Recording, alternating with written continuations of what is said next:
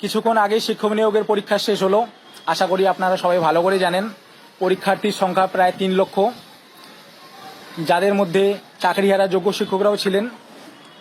ইতিমধ্যেই এসএসসির তরফ থেকেও বিবৃতি চলে আসছে যে নির্বিঘ্নভাবে পরীক্ষা হয়েছে।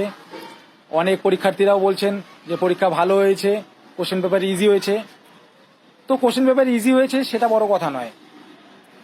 একটা পরীক্ষা দিতে গেলে সর্বপ্রথমে দরকার হচ্ছে প্রিপারেশন এবং মানসিকতা।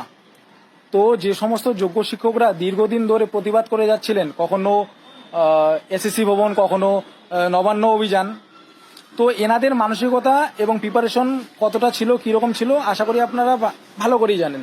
প্রিপারেশন আর মানসিকতা যদি না থাকে তাহলে ছোট্ট একটা নালাও সমুদ্র মনে হয়, ঠিক আছে? তো এনাদের মধ্য থেকে যারা চাকরি পাবে ভালো কথা, আর যারা চাকরি পাবে না, দীর্ঘ 10 বছর চাকরি করার পর একটা ফাজলামির জন্য চাকরি হারিয়ে তাদেরকে আবার পরীক্ষায় বসতে হয়, ঠিক আছে? তো আমার কথা হচ্ছে তারা কি করবে, তাদের কি করা উচিত, এটা একটু আমাকে জানাবেন, ঠিক আছে?